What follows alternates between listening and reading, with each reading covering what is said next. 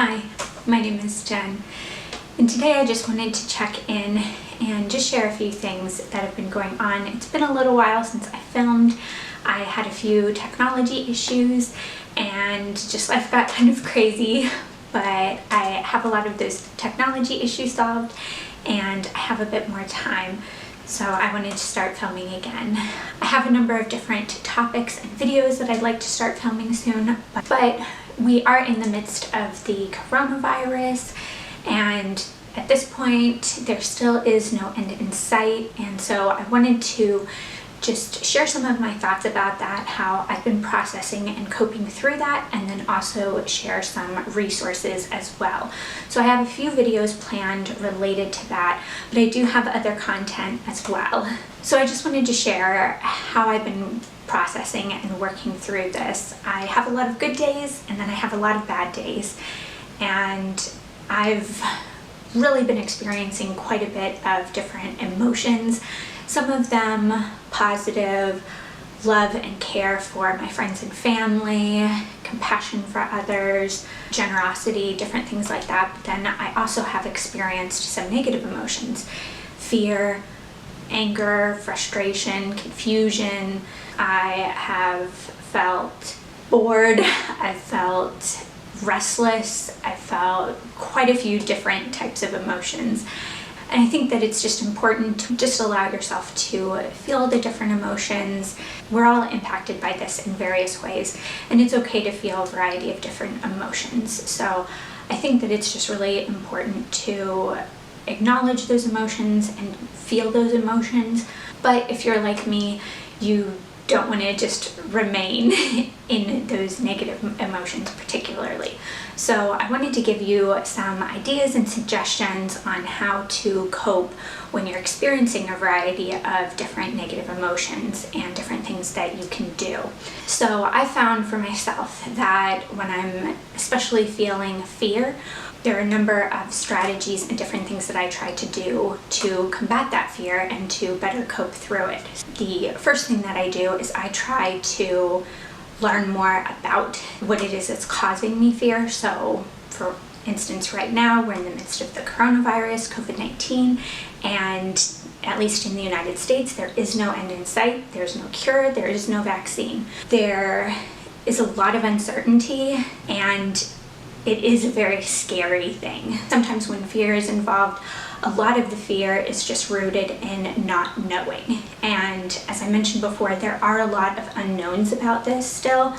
So looking up the information really helps to just give me a proper view or understanding of the threat level.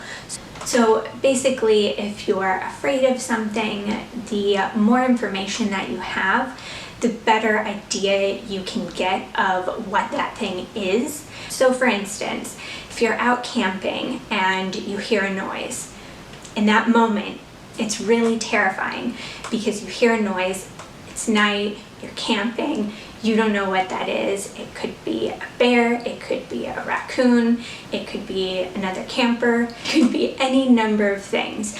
And until you get more information, it's any one of those things. And your mind can sometimes run away with you and make it worse than it is. So if you get some more information, listen to the sounds that you're hearing. Are you hearing any other noises? Maybe it was just the wind. Maybe you're hearing some chewing or something, so maybe it's some type of animal looking for food. Maybe you want to think about if you left any food out or if it's put up and away. So the more information you have, the better prepared you will be to take action from there. Maybe you just want to stay in the tent. Maybe you have something you can use as a weapon to go and check and see what's going on out there. Maybe you have a flashlight or some other type of light source to be able to check and see what it is, and then you can know exactly what you need to do. The more information that you have, the better you're able to address whatever it is that's causing the fear. So you can identify what it is, and then you can take action.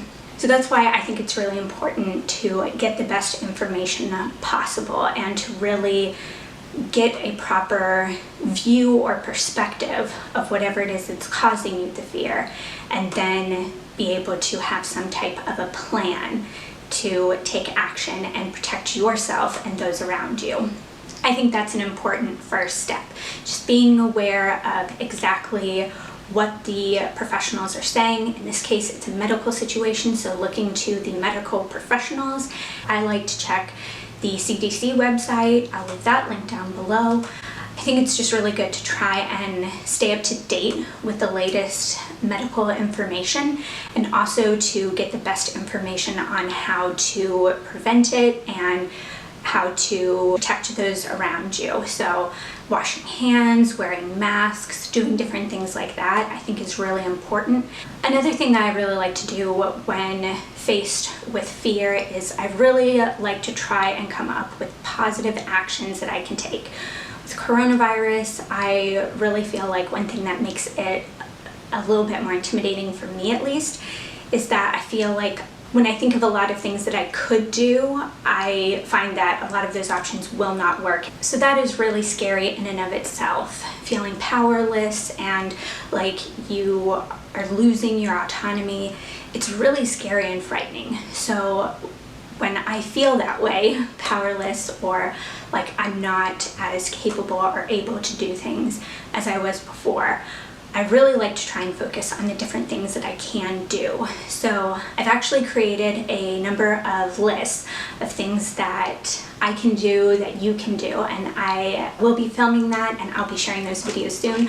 Once I do have them filmed, edited, and uploaded, I'll leave them linked down below here so you can check those out. But I think it's really important to focus on what you can do. This really helps to give you a more positive focus, which it really helps you to feel better. It affects your mood, your motivation, and it also gives you a lot of positive actions, which can be helpful and productive for you and your family, but they can also give you some positive things to be doing during the time to just help distract yourself, or to just take up the time so you're not worrying. So it provides you with a lot of positive benefits, but then it is also preventative in that it keeps you from worrying and stressing a lot. There is going to be some worry and stress, but as much as we can minimize that, the better. So just to give you some suggestions, again, I'll have more in a couple of future videos, but you can read books, you can form groups and do like a book club and read a book together.